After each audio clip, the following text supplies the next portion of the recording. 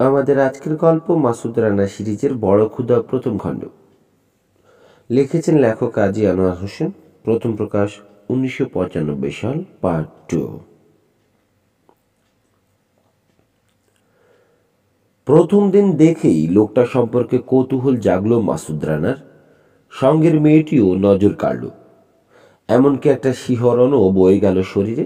তবে চোখ রাঙিয়ে দমিয়ে রাখলো নিজেকে। এই খবরদার, পর স্ত্রীর দিকে তাকাবে না।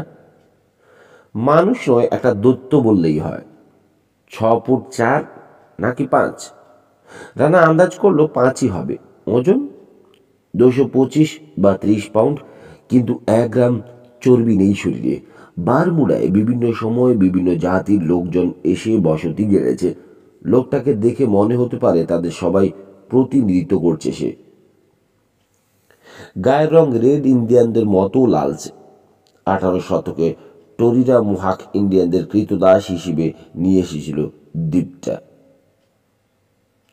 মাথায় কোকড়ানো কালো ছোট ছোট চুল আফ্রিকার হাবসি বা কাপ্রি কৃতদাসদের কথা মনে করিয়ে দেয়।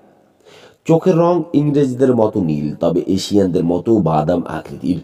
চেহারা আর আচরণে মৌন ও হাল ছাড়ার ভাবটুকু সম্ভবত পর্তুগিজদের কাছ থেকে পেয়েছে সে। খালিয়া, লম্বা লম্বা কালো লোমে পুরো শরীর ঢাকা, বন মানুষ বললেই হয়। খাকি শর্টস পরে আছে, শরীরের তুলনায় এত ছোট অশ্লীলই বলা যায়। দৃশ্যটা যে কোনো লোককে হাসাবে। এইরকম একটা দৈত্যকে লম্বা ঢ্যাঙ্গা এক তরুণী, পরনে জিন্স আর সাদা শার্ট, কখনো ঠেলে আবার কখনো ধাক্কা দিয়ে সৈকতের উপর দিয়ে নিয়ে যাচ্ছে। খালি গায়ে শুধু শর্টস পরে সৈকতে বসে রোদ পোহাচ্ছিল রানা। দূর থেকে দেখতে পেলে ওদেরকে। ওর দিকেই এগিয়ে আসছিল দুজন। লোকটাকে তখন পিছন থেকে ধাক্কা দিচ্ছিল মেয়েটা। প্রতিবার ধাক্কা খেয়ে 2-1 পা অনিচ্ছা সত্ত্বেও এগোয় লোকটা, তারপর দাঁড়িয়ে পড়ে আবার ধাক্কা না খাওয়া পর্যন্ত। এভাবে রানার সামনে চলে এলো ওরা। এরপর আর ধাক্কা খেয়েও নড়ে না সে। মেয়েটার অসহায় অবস্থা লক্ষ্য করে হাসি পেল রানার। হাত ব্যাগটা বগলে চেপে ধরে পিছিয়ে যাচ্ছে সে। ছুটে এসে লোকটার পিঠে 2 হাত দিয়ে সজোরে ধাক্কা মারছে, কিন্তু এক চুল নড়াতে পারছে না। প্রতিবার ধাক্কা মারার সময় বগলের নিচে থেকে বালির উপর পড়ে যাচ্ছে হাত ব্যাগটা। মেয়েটা এক মুহূর্ত চুপ করে নেই, সারাক্ষণ গাল মন্দ করছে। তবে লক্ষ্য করার বিষয় হলো তার বকাঝকার মধ্যে সবটুকুই আদর আর অভিমান। বাকি যা আছে সবই কৃত্রিম। এমন গোয়ার গোবিন্দ লোককে নিয়ে পারে কেউ? চিৎকার করছে মেয়েটা। সবাইকে চিন্তায় ফেলে দিয়ে আজ 3 দিন উনি পালিয়ে বেড়াচ্ছেন। হাঁটার জায়গা নেই, তাই তুমি পা কেটে ফেলবে? বুঝলাম পানিতে মাছ কমে গেছে, কিন্তু তাই বলে জেলে তার জাল ছিঁড়ে ফেলবে? চলো বাড়ি চলো, তারপর দেখব কিভাবে তোমার মাথা থেকে ভূত নামাতে হয়। এবার আর ধাক্কাধাক্কি নয়, শুরু হলো টানাটানি। দৈত্যের একটা হাত ধরে রূপসী তরুণী বাড়ি ফিরছে। কত বয়স হবে লোকটার? বালির উপর পাশ ফিরে ওদের দিকে তাকিয়ে ভাবলো রানা, খুব বেশি হলে 30-32, আর মেয়েটার 22 নাকি 25। কাপড় চোপড়, হাত ব্যাগ ইত্যাদি দেখে বোঝাই যায় কোনো হোটেল বা অফিসে চাকরি করে মেয়েটা। আর লোকটা বোধ হয় মাছদার। মেলে না, অন্তত স্বামী স্ত্রী বলে মনে হয় না। কে জানে, হয়তো ভাই বোন। সেদিনই সন্ধ্যের আগে হোটেলে ফেরার পথে লোকটাকে একটা বাড়ির বারান্দায় আবার দেখতে পেল রানা। এবার তার সঙ্গে অন্য একটা মেয়ে রয়েছে। সেও বেশ সুন্দরী, তবে পরনে ঘরোয়া পোশাক, স্কার্ট আর ব্লাউজ। লোকটা বসে আছে চেয়ারে, পেছনে দাঁড়িয়ে মেয়েটা তার মাথায় কি যেন ঘষে দিচ্ছে, সম্ভবত তেল। চোখ বুজে ঢুলছে লোকটা। ভাব দেখে বোঝা গেল ব্যাপারটা উপভোগ করছে সে। ভাগ্যবান, সন্দেহ নেই। গোয়ার গোবিন্দ যাই বলা হোক, মেয়েরা তাকে পছন্দ করে। 2 দিন পর খুব ভোরে, তখনও সূর্য ওঠেনি, সৈকতে হাঁটতে এসে ওদের 3 জনকেই একসঙ্গে পেয়ে গেল রানা। লোকটা বসেছে মাঝখানে, তার দুপাশে মেয়ে দুটো। ওদেরকে পাশ কাটিয়ে কয়েক পা এগিয়ে একটা পাথরের উপর বসলো রানা। বাতাসের সঙ্গে ভেসে আসা আলাপ শুনতে পেল পরিষ্কার। বোঝা গেল বাড়ির বারান্দায় দাঁড়িয়ে যে মেয়েটা মাথায় তেল ঘষে দিচ্ছিল সেই আসলে দৈত্যের স্ত্রী। প্রথম মেয়েটা তার শ্যালিকা। রানার ধারণাই ঠিক। প্রথম মেয়েটি একটা হোটেলে চাকরি করে, রিসেপশনিস্ট। দুই বোন দত্তকে বোঝাচ্ছে সাগরে মাছ কম থাকলেও মাছ ধরার সরঞ্জাম বিক্রি করে ফেলা কোনো কাজের কথা নয়। গোটা বারমুডায় তারটার মতো মজবুত আর বড় বোট আর কারণ নেই, কাজেই সেটাও তার হাতছাড়া করা চলবে না। মাছ ধরা তার পারিবারিক পেশা, সেটা না ছেড়েও রোজগার বাড়াবার অন্য ব্যবস্থা করা যায়। যেমন স্কুবা ডাইভিংয়ের শখ আছে, এমন ট্যুরিস্ট খুঁজে বের করতে পারে সে। বেলা একটু বাড়তে লোকটার পিছু নিয়ে তার বোটটা দেখে এলো রানা। সত্যি খুব বড়। বারমুডায় এত বড় বোট আর দেখেনিও। মজবুত যে তাতেও কোনো সন্দেহ নেই। সবগুলো প্লেট ইস্পাতের, বাল্কহেড আর ডেকও তাই। বারমুডার চারধারের পানিতে বাস্তব ও কাল্পনিক নানা রকম বিপদ ওত পেতে আছে। সাগরে নিরাপদ ও সচল একটা আশ্রয় পেতে হলে এইরকম একটা বোটই দরকার। এত বড় বোট নিশ্চয়ই খুব বেশি ডিজেল খায়। মাছের অভাব থাকলে খরচ তো না পোষাবারই কথা। সে কারণে ওদের সংসার অশান্তি দেখা দিয়েছে। ওদের আলাপ থেকেই জানা গেছে বছরে $25,000 কামাতে না পারলে সংসার চালানো যাবে না, অথচ মাছ বিক্রি করে এখন যে আয় তাতে বছরে 10,000-এর বেশি আসবে না। একটাই মেয়ে ওদের, বোর্ডিং স্কুলে থেকে লেখাপড়া করছে। রোজগার যদি এভাবে দিনে দিনে কমে যেতে থাকে, বোর্ডিং স্কুল থেকে ফিরিয়ে আনতে হবে তাকে। গত 6 মাসে গ্যাস আর বিদ্যুৎ বিল দিয়েছে দত্তের শালী। সে এমনকি পরবর্তী বিমার কিস্তিটাও দিতে চায়, কিন্তু দত্ত আর শালীর এই সাহায্য নিতে রাজি নয়। সে বলছে হয় বোট না হয় বাড়ি, দুটার একটা বিক্রি করে দিয়ে আমেরিকায় চলে যাবে। চেষ্টা করে দেখবে সেখানে কোনো চাকরি বাকরি পাওয়া যায় কিনা। লোকটার সঙ্গে যেচে পড়ে আলাপ করল রানা। তার নাম নাটবেল। একটু হয়তো গম্ভীর আর জেদি প্রকৃতির মানুষ, তবে অত্যন্ত সরল। স্ত্রীকে সে সাংঘাতিক ভালোবাসে, আর শালীটাকে নিজের মেয়ের মতো ছোটবেলা থেকে মানুষ করেছে। লেখাপড়া শিখিয়ে ভালো একটা চাকরিও জোগাড় করে দিয়েছে। 2-3 দিনের আলাপেই দুজনের সম্পর্কটা বন্ধুর মতো হয়ে উঠল। সাগর, মাছ ধরা, বোট ইত্যাদি সম্পর্কে রানার আগ্রহ ও অভিজ্ঞতা আছে শুনে ন্যাটবেলের চেহারা থেকে গাম্ভীর্য খসে পড়ল। মনে হলো এতদিন সে যেন একটা মুখোশ পরেছিল। এমন অবস্থা হলো রানাকে দেখতে পেলেই হয়। ন্যাটবেল পাকা বেলার মতো হাসিতে ফেটে পড়ে।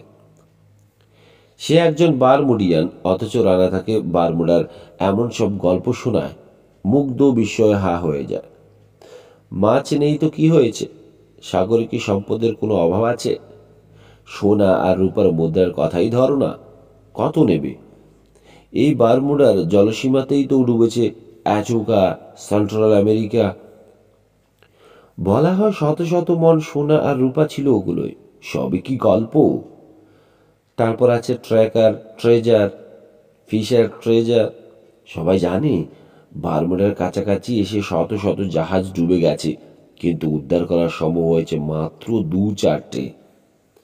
আর শুধু ট্রেজারই বা কেন, সাগরে হাজার রকম দুর্লভ সব প্রাণীও তো রয়েছে, বিশেষ করে গভীর পানিতে। এইসব প্রাণী সম্পর্কে এখনো প্রায় কিছুই জানা যায়নি। কে জানে, ওগুলো হয়তো বায়োলজি থেকে শুরু করে ইভোলিউশন পর্যন্ত মানুষের সমস্ত ধারণা পাল্টে দিতে পারে, যার ফলে হয়তো ক্যান্সার থেকে বাত পর্যন্ত অনেক রোগের চিকিৎসা সম্পর্কে নতুন সূত্র বেরিয়ে আসবে। এসব কথা শুনিয়ে ন্যাটবেলকে নিরুদ্গিন্ন আর উৎসাহী করে তুলল রানা। সেই সঙ্গে তার সি কুইনকে ভাড়া নেওয়ার একটা প্রস্তাবও দিল। বারমুডায় আসার পর থেকে এরকম একটা বোট মনে মনে খুঁজছিল, চড়া আর অত্যন্ত শক্ত। ভালো আবহাওয়ায় সব বোটই নিরাপদ, কিন্তু বারমুডার পানিতে ভাসতে চাইলে খারাপ আবহাওয়ার কথা মনে রেখে বোট ভাড়া করতে হয়। সি কুইনকে ভালো করে দেখার পর রানার মনে দৃঢ় বিশ্বাস জন্মালো এই বোট কখনোই ডুববে না। ভেতরে প্রচুর জায়গা, এক জোড়া করে কম্প্রেসর আর জেনারেটর আছে। র্যাকে জায়গা আছে 20টা স্কুবা ট্যাঙ্ক রাখার। ঠিক হলো, প্রতিদিন $200 করে পাবে বেল। ডিজেলের খরচ রানার, তবে মাছ বিক্রির টাকা থেকে অর্ধেক ভাগ পাবে সে। বিনিময়ে রানার সঙ্গে সারাদিন খাটবে। প্রস্তাব শুনে খুশি হলো বেল, তবে বলল, আমার স্ত্রী আর শালিকে একটু জিজ্ঞেস করতে হবে, ওদেরকে না বলে কিছু করি না তো। বিকেলে তুমি আমার বাড়িতে চলে এসো, একসঙ্গে বসে চা খাওয়া যাবে। সে আজ 2 হপ্তাহ আগের কথা। এ কদিন রোজই সাগরে মাছ ধরেছে ওরা, মাঝে মধ্যে পানির তলায় নেমে গুপ্তধনের সন্ধানও করেছে।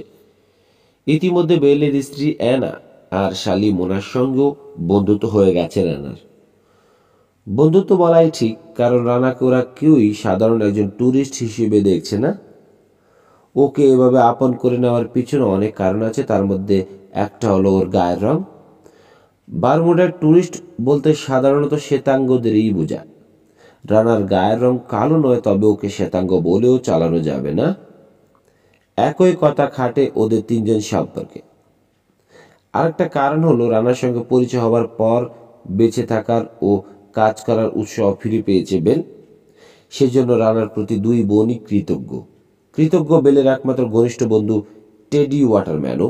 মুখে অবশ্য কেউ কিছু বলে না, তবে আচরণে সেটা প্রকাশ পায়। প্রথমে দু বোনই জেদ ধরেছিল ওদের বাড়িতে খালি ঘর পড়ে রয়েছে, হোটেল ছেড়ে উঠে আসুক রানা, কিন্তু রানা রাজি হয়নি। এরপর তারা জেদ ধরল হোটেলে থাকতে চায় থাকুক, কিন্তু 3 বেলা খেতে হবে ওদের সঙ্গে। ওদের জেদের কাছে হার মেনে শুধু সকালের নাস্তাটা খেতে রাজি হয়েছে রানা। মোনা চাকরি করে হোটেল পিয়ারসনে, রানা উঠেছে গোল্ডেন ইনে। গোল্ডেন ইনকে পাশ কাটিয়ে পিয়ারসনে যেতে হয়। প্রথম 2 দিন রানার হোটেল কামরায় নাস্তা দিয়েই চলে গেছে মোনা। তারপর থেকে রানা লক্ষ্য করছে হাতে একটু সময় নিয়ে আসে মেয়েটা। ওর নাস্তা খাওয়া শেষ না হওয়া পর্যন্ত বসে থাকে। তার এই বসে থাকার সময়টা যত দিন যাচ্ছে ততই লম্বা হচ্ছে। গল্প আর আলাপের বিষয়ও পাল্টে যাচ্ছে দ্রুত। সতর্ক হবার প্রয়োজন বোধ করছে না। মনে মনে ঠিক করেছে কাল থেকে খুব ভোরে হোটেল ছাড়বো, নাস্তা খাবে বেলদের বাড়িতে, তারপর বোট নিয়ে বেরিয়ে পড়বে সাগরে।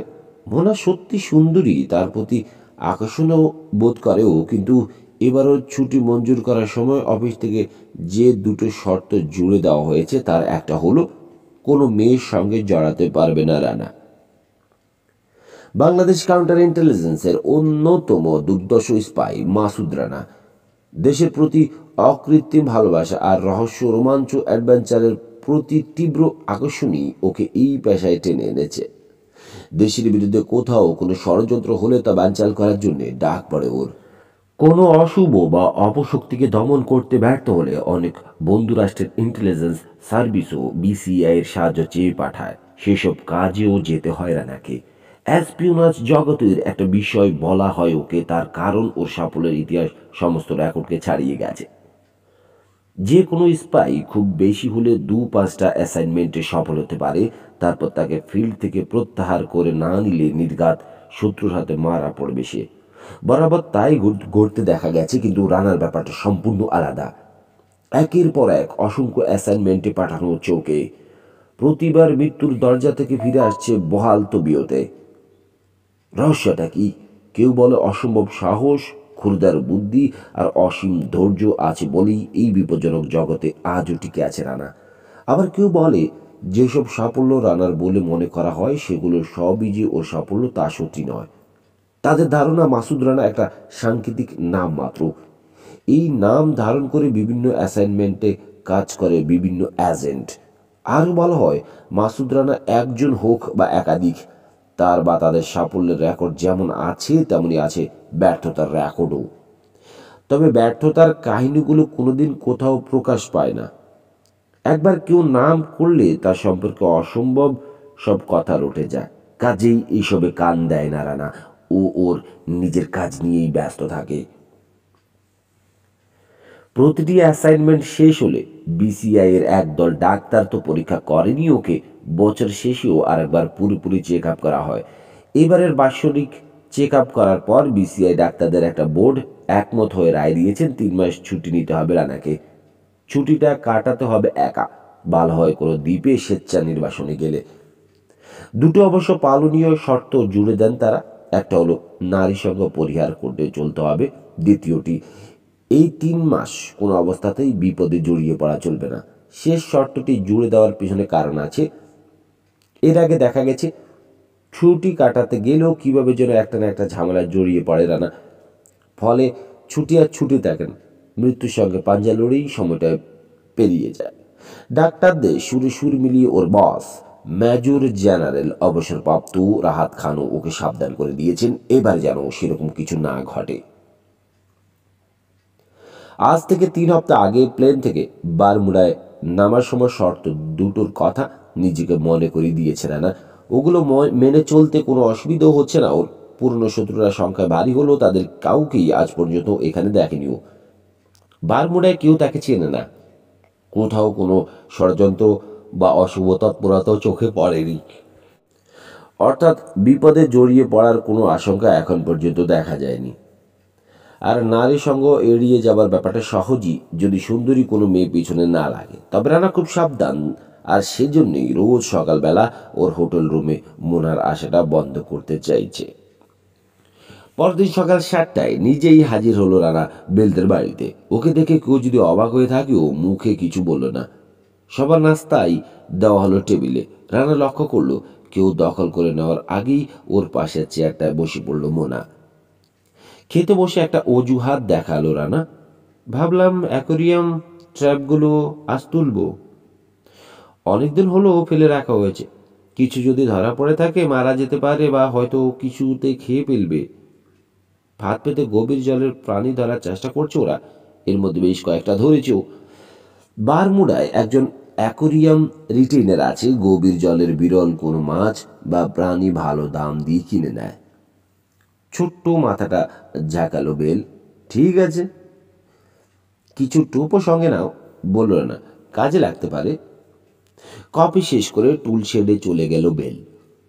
ফ্রিজার থেকে কিছু ম্যাক্রল মাছ বের করলো, টোপ হিসেবে ব্যবহার করবে। সামনেই ডক। বাড়ি থেকে বেরিয়ে এসে সি কুইনে চলল রানা। বড় আকারের ডিজেল ইঞ্জিন স্টার্ট দিয়ে অপেক্ষা করছে। খানিক পর টিন শেড থেকে বেরিয়ে এসে বেলও চলল বোটে।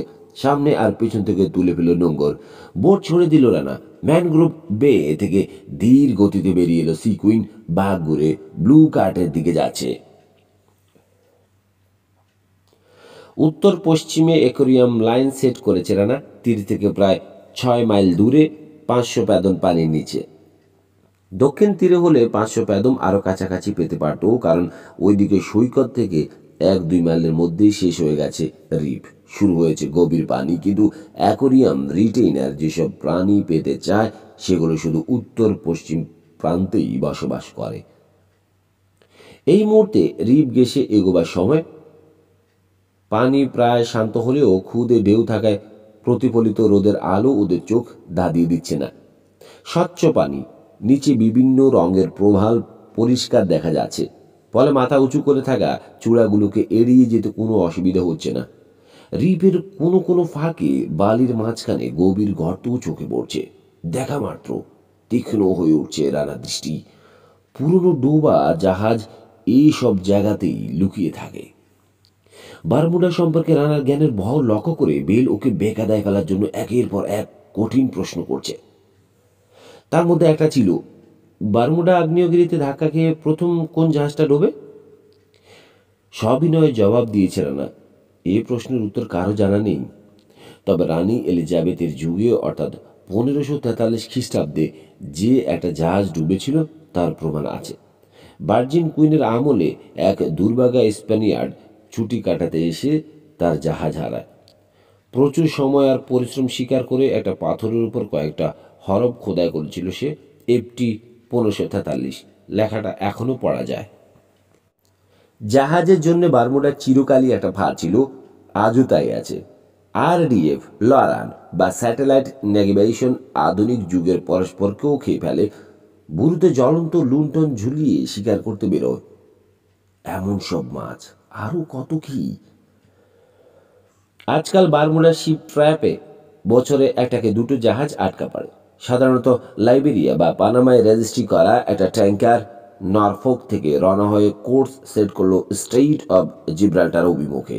ক্যাপ্টেন একজন তাইওয়ানিজ, একবর্ণ ইংরেজি বোঝে না। কোর্স সেট করার পর জাহাজের দায়িত্ব অটোমেটিক পাইলটকে দিয়ে চা খেতে বা গা ডলাতে ব্রিজ থেকে নিচে নেমে এলো। খেয়াল করল না যে তার চার্টে নর্থ ক্যারোলিনার প্রায় 600 মাইল পূবে একটা ব্লিপ দেখা যাচ্ছে। 2 রাত পর হঠাৎ করে এয়ারওয়েভ বারাট হয়ে গেল SOS সংকেতে। মাঝে মধ্যে বারমুডার সৈকতের কাছাকাছি যেসব জেলেরা বাস করে তারা দরজা খুলে বারান্দায় বেরুলেই উত্তরে বা উত্তর পশ্চিমে অচল একটা জাহাজের আলো দেখতে পায়। তখন তারা মনে মনে প্রার্থনা করে, ঈশ্বর, জাহাজটা যেন তেলে ভরা না হয়, আর যদি তেল নিয়ে এসে থাকে খোলে যেন কোনো ফুটুতেরই না হয়। আগেরকার দিনে দ্বীপে এত বেশি জাহাজ আটকা পড়তো যে বারমুডার বহু মানুষ অচল জাহাজ লুট করাটাকে পেশা হিসেবে গ্রহণ করে বসে। ব্যাপারটা প্রায় ইন্ডাস্ট্রি হয়ে ওঠে। কেউ কেউ এমনকি জাহাজ কবে আটকা পড়বে তার জন্য অপেক্ষা থাকতে রাজি ছিল না। আলোর সাহায্যে ভুল সংকেত দিয়ে বিদেশি জাহাজগুলোকে রিপের ফাঁদে টেনে আনত। রানার সঙ্গে বেলও একমত। অদ্ভুত প্রহসনই বলতে হবে যে নাবিকরাই বারমুডাকে শিপ ট্র্যাপ বানিয়েছে। বারমুডাকে তারা এড়িয়ে জাদু, কিন্তু বারমুদায় ওসব কোনো কাজে আসে না। কারণ মৃত হলেও এখানকার আগ্নেয়গিরি সাগরের তলা থেকে মাথাচাড়া দিয়ে আছে ইলেকট্রোম্যাগনেটিক বিশৃঙ্খলায় পরিপূর্ণ জাদুর একটা কাঠির মতো। মেশিন, ইলেকট্রনিক, ম্যাগনেটিক সমস্ত কিছু বারমুডায় এসে বেদখল হয়ে যায়, শুরু করে উন্মুক্ত আচরণ। কোনো কিছুই আর ঠিকমতো কাজ করে না। মাতালের মতো আগু পিছু ছুটোছুটি করে কম্পাসের কাঁটা। বারমুডা আগ্নেয়গিরির এই অদ্ভুত খেয়ালি বারমুডা ট্রায়াঙ্গল কিংবদন্তিকে দুনিয়াময় ছড়িয়ে দিতে সাহায্য করেছে। তিলকে তাল করা মানুষের সম্ভব। বারমুডা ট্রায়াঙ্গল রহস্যের মধ্যে টেনে আনা হয়েছে UFO থেকে শুরু করে আটলান্টিস, এমনকি মাটির গভীরে বসবাসকারী সর্বভুক দানবকেও। বেলকে রানা বলেছে, বারমুডা ট্রায়াঙ্গল নিয়ে মানুষের এই যে মাতামাতি, এই সময়ের অপচয় ছাড়া কিছু নয়। যে জিনিসের অস্তিত্ব নেই তা নিয়ে মাথা ঘামিয়ে কী লাভ? দুঃখ এই যে অস্তিত্ব আছে এমন সব বিষয় সম্পর্কে মানুষ জানতে চেষ্টা করে না। তা করলে দানব বা ড্রাগন সম্পর্কে মানুষের মনে যে কৌতূহল আছে তার অনেকটাই মৃত্যু। পৃথিবীর 70 ভাগ পানি, আর সেই 70 ভাগের 90 ভাগই কেউ এখনো পৌঁছতে পারেনি। পেশাদার নাবিক বা সমুদ্র বিজ্ঞানী না হওয়া সত্ত্বেও 15-20 বছর ধরে পানির জগৎ সম্পর্কে আগ্রহ ও কৌতূহল থাকার কারণে অন্তত এইটুকু রানা জানতে পেরেছে যে সাগরের গভীরে এমন সব দানব লুকিয়ে আছে গোটা মানব জাতিকে আতঙ্কিত করে তোলার জন্য যথেষ্ট। 30 ফুট লম্বা হাঙ্গর বসবাস করে কাদার ভেতর। মোটর গাড়ির মতো বড় আকারের কাঁকড়া, ফিনবিহীন মাছ, মুখ আর মাথা ঠিক যেন একটা ঘোড়ার। সর্বমুখ বাইবার ইল এমনকি যেতে পারে, কিন্তু মুশকিল হলো এই দ্বীপটাকে তাদের দরকার হয়। 1780 সাল পর্যন্ত নির্ভরযোগ্য লংগিটিউডিনাল ন্যাভিগেশন বলে কিছু ছিল না। দিগন্ত রেখা থেকে সূর্যের কৌণিক দূরত্ব লক্ষ্য করে ল্যাটিচিউড নির্ধারণ করত নাবিকরা। অথচ অক্ষরেখার পূব পশ্চিমের ঠিক কোথায় তারা রয়েছে তা নিখুঁতভাবে জানতে হলে একটা ক্রোনোমিটার অবশ্যই দরকার, কিন্তু তা তাদের ছিল না। সমুদ্রের বুকে বারমুডা একটা নির্দিষ্ট বিন্দু। একবার ওটাকে দেখতে পেলে নাবিকরা জানতে পারত ঠিক কোথায় তারা রয়েছে। কাজেই ইস্ট ইন্ডিজ বা হাভানা থেকে রওনা হয়ে উত্তরে গালফ স্ট্রিমে আসতো তারা, তারপর উত্তর পূবে ঘুরে যেত, যতক্ষণ না 32 ডিগ্রি উত্তর ল্যাটিচিউডে পৌঁছায়। এরপর তারা পূব দিকে ঘুরে বারমুডার খোঁজ করবে। কিন্তু যদি ঝড়ের মধ্যে পড়ে, প্রবল বাতাস আর প্রকাণ্ড ঢেউয়ের কারণে অথবা কুয়াশা থাকায় সামনে কি আছে দেখতে না পায়, তাহলে কি হবে? বারমুডাকে অবশ্যই তারা দেখতে পায়, তবে দ্বীপটার সঙ্গে ধাক্কা খাবার পর। আজ অবশ্য অগভীর পানিতে ওরা কোনো বিধ্বস্ত জাহাজ দেখতে পেল না, তবে যা দেখলো অন্তত বেলের মন খারাপ হবার জন্য যথেষ্ট। একটা প্যারট ফিশ, শুরু সূচের মতো একটা গারফিশ পানির উপর লেজ তুলে রেখেছে। 5-6টা ফ্লাইং ফিশ বোটের বউ দেখে ভয় পেয়ে পালিয়ে গেল। আর অল্প কয়েকটা ঢেউ খেলানো ব্রিম মাছ, গায়ে রূপালি আঁশ।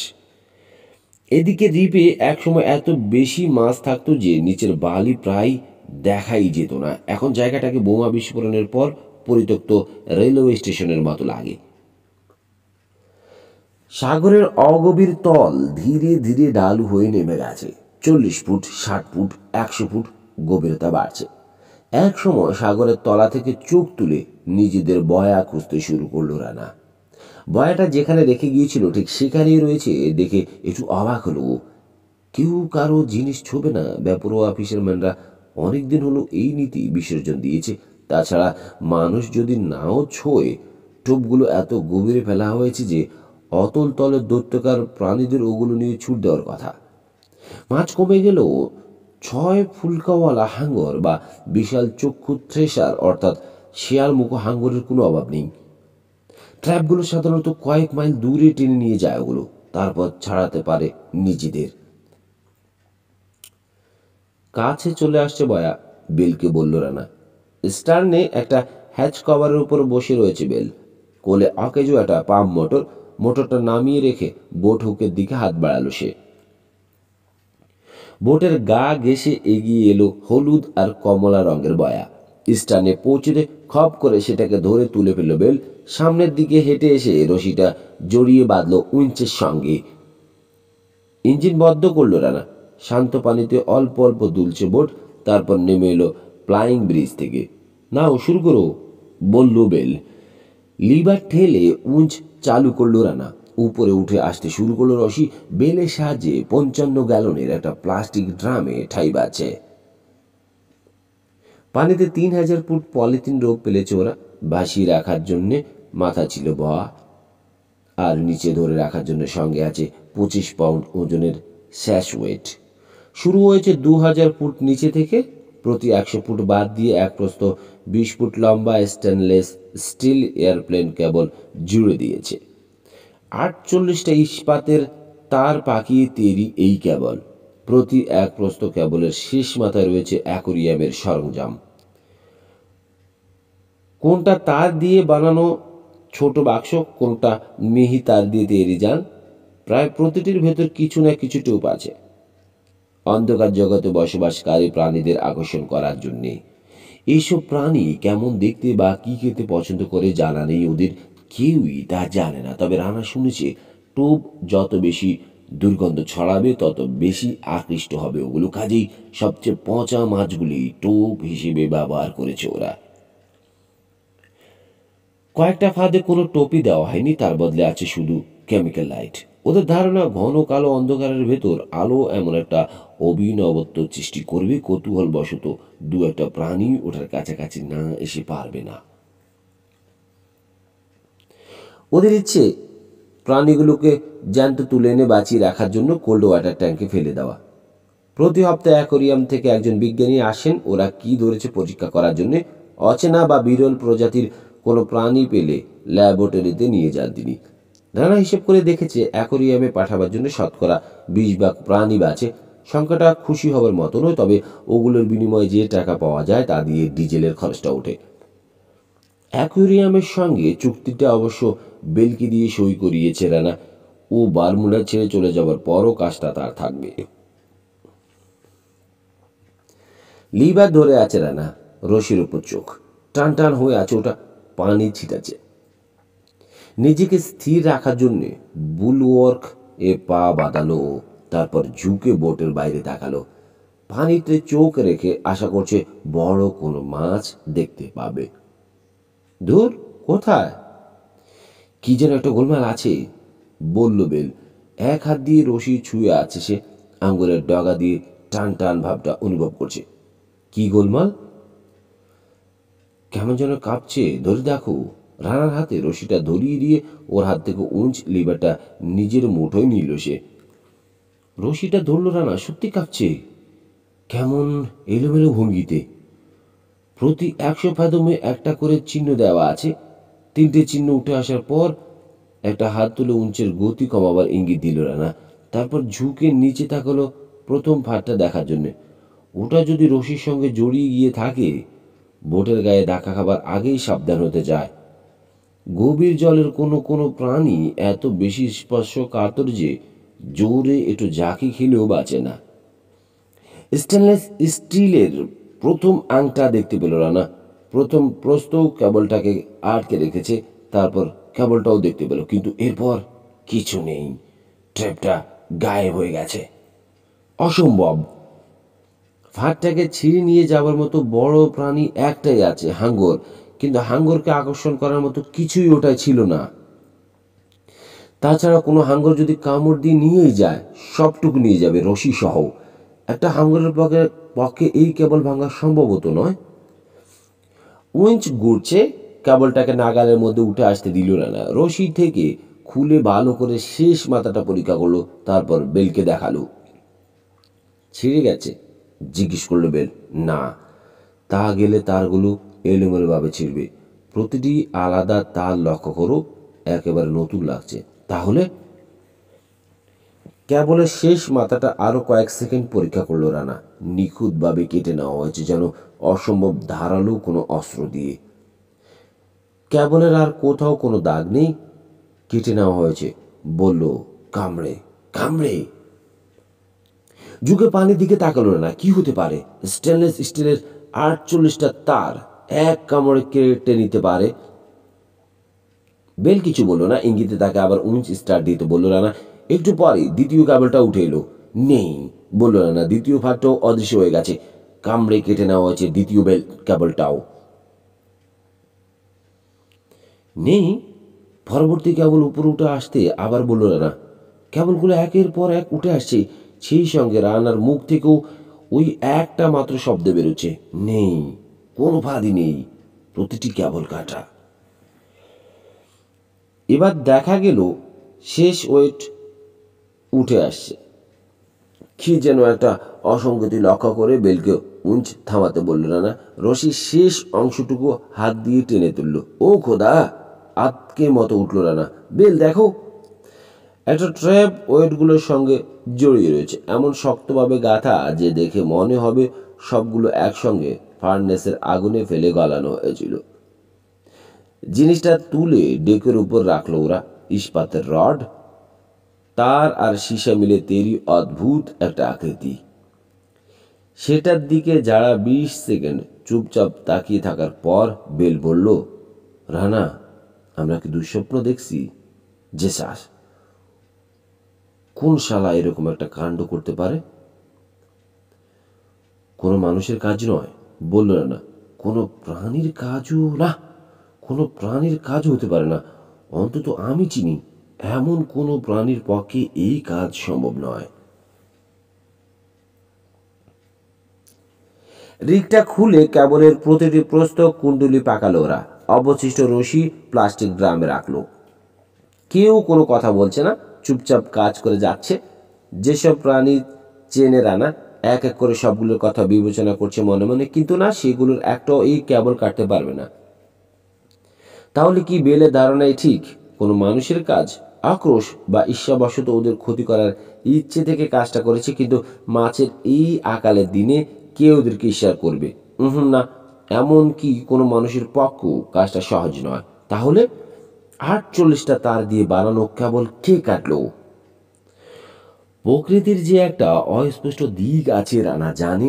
বছর 5 আগের কথা। দক্ষিণ আফ্রিকার কাছাকাছি একটা ট্যাঙ্কারে ছিল। শান্ত সাগর, চমৎকার আবহাওয়া। হঠাৎ করে কোত্থেকে কে জানে সগর্জনে ছুটে এলো 100 ফুট উঁচু একটা ঢেউ। জাহাজের সামনে পানির একটা পাঁচিল খাড়া হয়ে গেল। এরকম আগে কখনো ঘটতে দেখেনি ক্যাপ্টেন। জাহাজে যারা ছিল তাদের কাছেও এটা সম্পূর্ণ নতুন একটা অভিজ্ঞতা। কি করা উচিত বুঝতে না পেরে পানির পাঁচিলের দিকে সরাসরি এগোয় তারা। ফলে কয়েক সেকেন্ডের মধ্যে তলিয়ে যায় জাহাজ। 3 মিনিট আগে কি একটা কাজে ক্রো নেস্টে উঠেছিল রানা। তা না উঠলে বাকি সবার সঙ্গে ওকেও সেদিন জাহাজের সঙ্গে ডুবে মরতে হতো। জাহাজ থেকে ঢেউটা ওকে ভাসিয়ে নিয়ে যায়। একটা হ্যাচ কভারে বসে কাটিয়ে দেয় 2 দিন। তারপর একটা জাহাজ ওকে উদ্ধার করে। আরেকটা ঘটনা শুনেছিল এক বন্ধুর মুখে। অস্ট্রেলিয়ার কাছাকাছি পৌঁছবার পর ওদের জাহাজে প্লেগ দেখা দেয়। 3 জন বন্ধুকে নিয়ে জাহাজ ছেড়ে বোট নিয়ে সাগরে বাসে সে। ছোট একটা দ্বীপে আশ্রয় নেয়। ওখানে ছুটি কাটাতে আসা একটা পরিবারকে দেখতে পায় ওরা। জঙ্গলের ভেতর তাঁবু ফেলেছে। এক বিকেলে পরিবারটির সঙ্গে দেখা করতে এলো ওরা। দেখলো সবাই মারা গেছে। মারা গেছে টাইফানের কামড়ে। টাইফান একটা সাপ, কোনো কারণ ছাড়াই কামড়ায়, খুন করার জন্যই খুন করে। ধীরে ধীরে উপলব্ধি করেছে রানা, প্রকৃতিতে সবসময় বিশ্বাস করা যায় না। মাঝে মধ্যে সে তার অশুভ ভীতিকর দিকটা মেলে দাঁড়ে। কাজে সাবধান ও সতর্ক হওয়ার প্রয়োজন আছে। ভয় পাওয়া কোনো কাজের কথা নয়, এ ধরনের বিপদে বুকে সাহস রাখতে হয়। কিন্তু বেইলের ব্যাপারটা আলাদা। অচেনা অজানা রহস্যকে ভয় পায় সে। কোনো প্রশ্নের উত্তর নিজে যদি না পায় প্রসঙ্গটা ভুলে থাকার চেষ্টা করে, কিন্তু উত্তরটা রানার বা আর কারো জানা না থাকলে ঘাবড়ে যায়। সে যে এখন উদ্বিগ্ন তা তার চেহারা দেখেই বোঝা যাচ্ছে। সবচেয়ে বড় লক্ষণ, রানার দিকে তাকাচ্ছে না। খুব যত্ন করে কেবলগুলো কুণ্ডলি পাকাচ্ছে সে। রানা উপলব্ধি করলো লোকটার উদ্বেগ দূর করা দরকার। আমার বোধহয় ভুল হয়েছে, বলল। ওটা একটা হাঙ্গরি হবে। কেন? হাঙ্গর মনে হচ্ছে কেন? জিজ্ঞেস করলো বেল। হাঙ্গর হতে বাধ্য। এইমাত্র ন্যাশনাল জিওগ্রাফির একটা লেখার কথা মনে পড়ে গেল। এক ধরনের হাঙ্গর আছে, তার কামড়ে প্রতি 1 বর্গ ইঞ্চিতে 20 টন চাপ সৃষ্টি হয়। কেবলগুলো কাটার জন্যে ওই চাপ যথেষ্ট। কাটলো, কিন্তু তারপর ওগুলো নিয়ে যায়নি কেন? নিয়ে যাবার প্রশ্নই ওঠে না। ওগুলো কোনো হুক ছিল না। ওগুলোকে ঘিরে বারবার চক্কর দিয়েছে, একটা একটা করে কেটেছে। বলছি বটে, তবে নিজে রানা এক বিন্দু বিশ্বাস করছে না এসব কথা।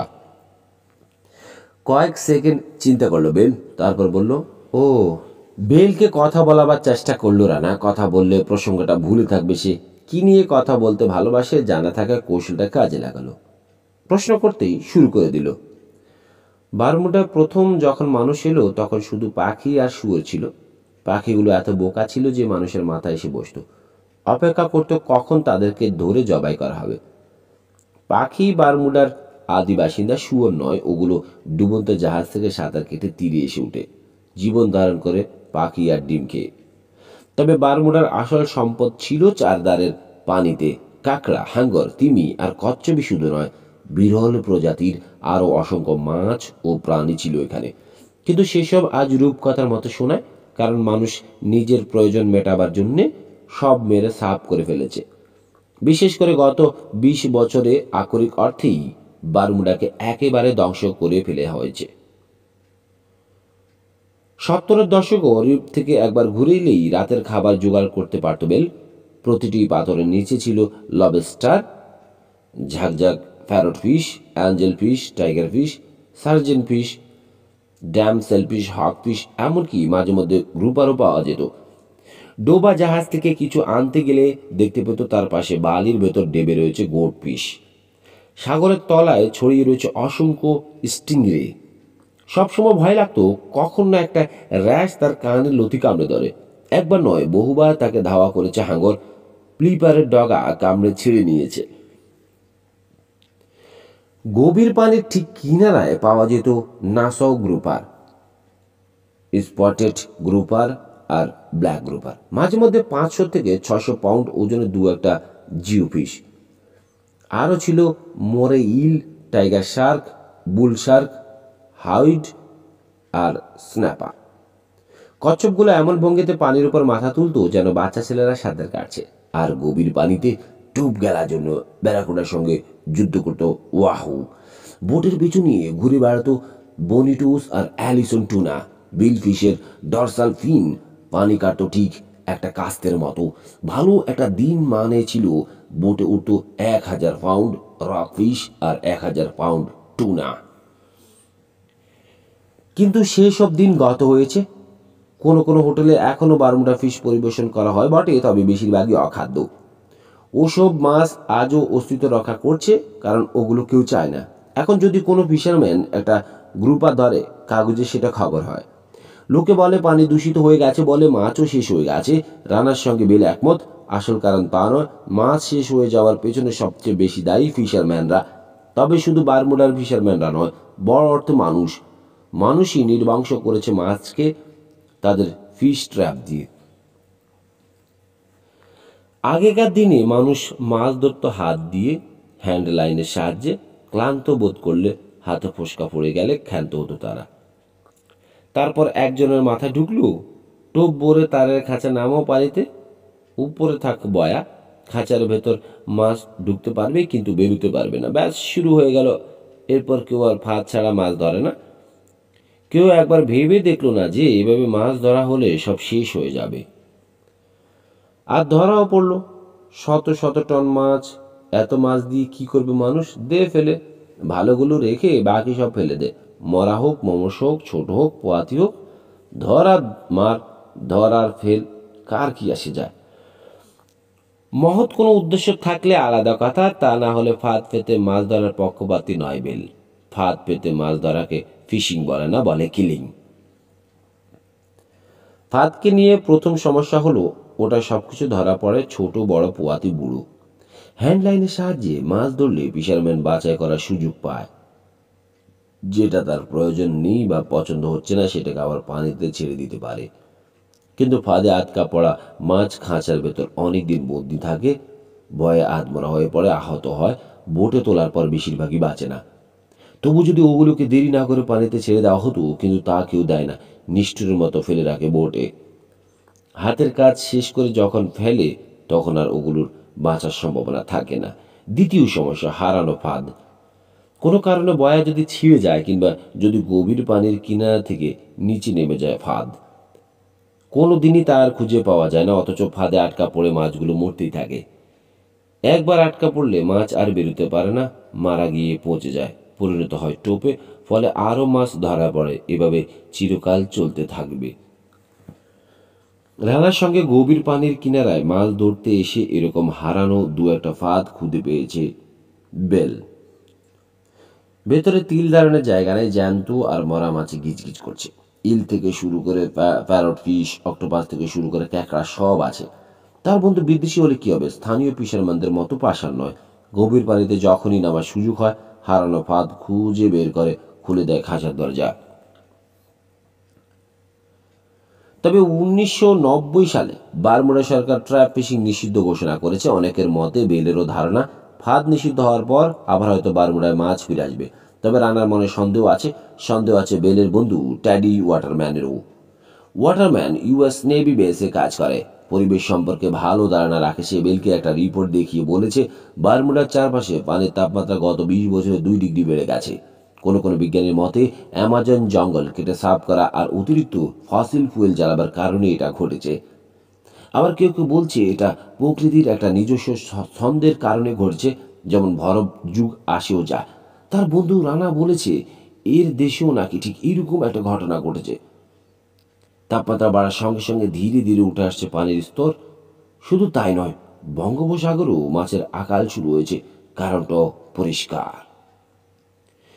টোপ দিয়ে ডিপ লাইন সেট করতে 1 ঘন্টা লাগলো ওদের। লাইনের শেষ মাথায় একটা রাবার বয়া আটকালো রানা, তারপর ফেলে দিল বোট থেকে। স্রোতের সঙ্গে ভেসে যাচ্ছে ওটা, বাতাসের সঙ্গে দক্ষিণ পূব দিকে করছে বোট।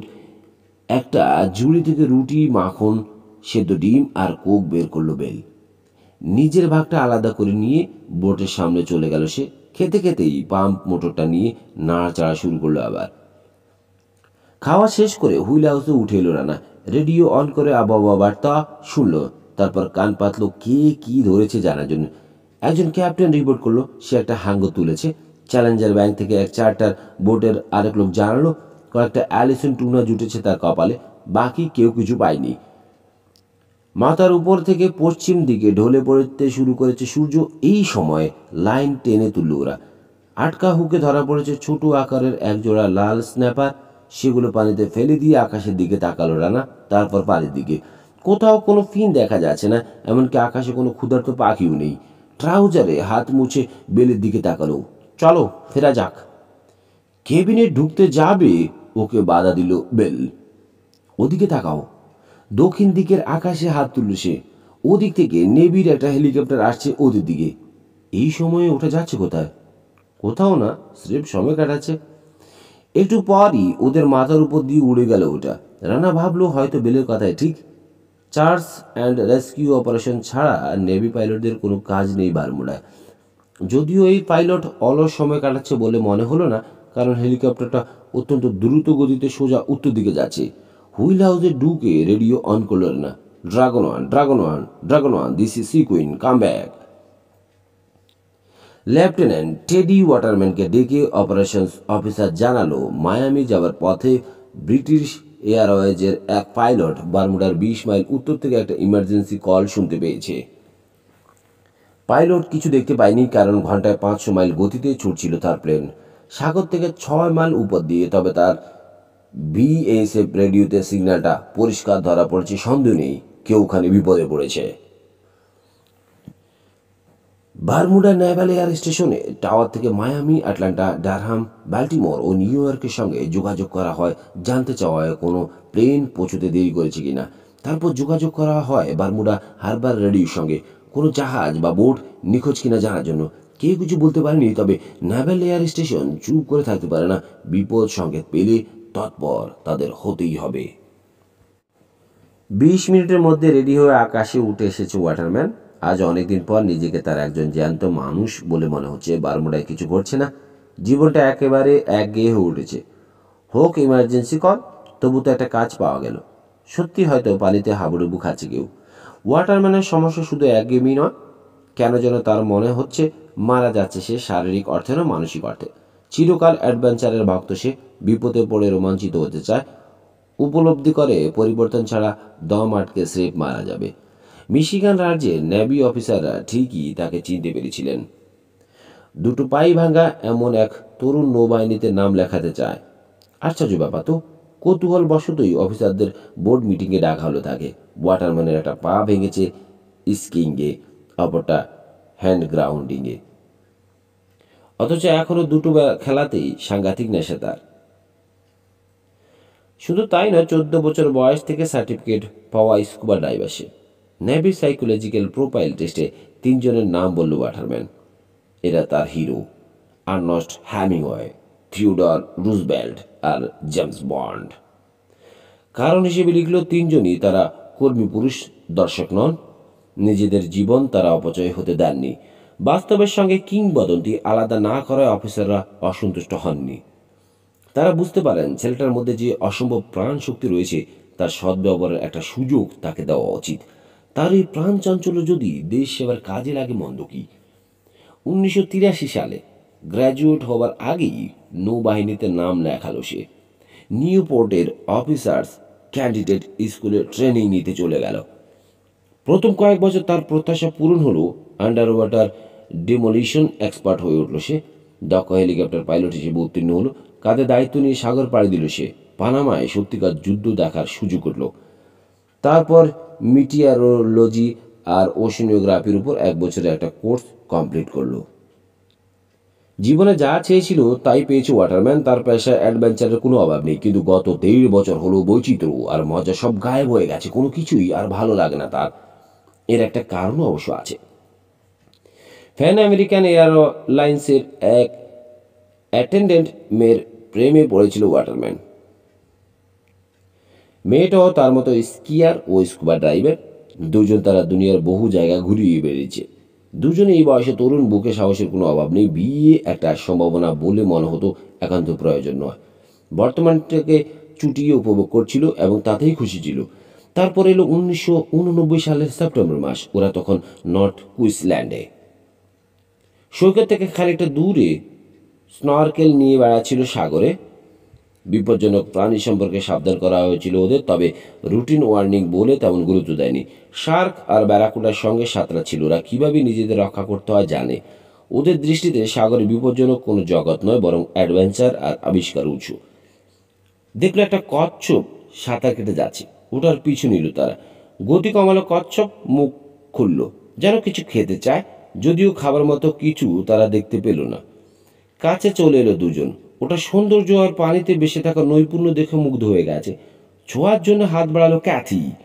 খোলে হাত বুলিয়ে আদর করবে। হঠাৎ কি হলো, মোচড় খেয়ে গেল তার শরীর। ধনুকের মতো বাঁকা হয়ে উঠল পিঠ। হাত দিয়ে খামচে ধরল বুক। মুখ থেকে পিছলে বেরিয়ে গেল স্নরকেল। বিস্ফোরিত হয়ে উঠল চোখ। গলা থেকে আর্তচিৎকার বেরিয়ে আসে।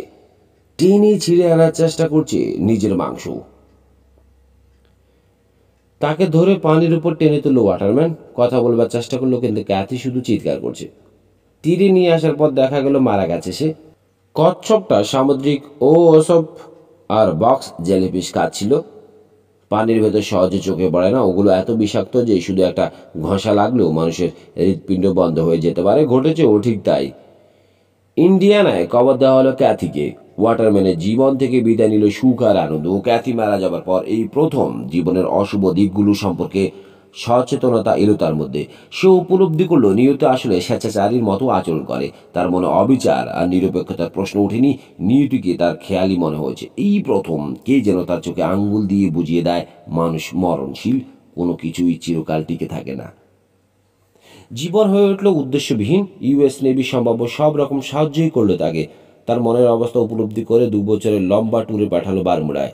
রোজ জন্মলে একটা দ্বীপ, তেমন কাজ নেই, শান্ত পরিবেশ। কিন্তু শান্ত পরিবেশ চায় না ওয়াটারম্যান, তার দরকার অ্যাকশন। আর শুধু অ্যাকশনও কাজ হবে না, সেই সঙ্গে একটা উদ্দেশ্যও থাকতে হবে।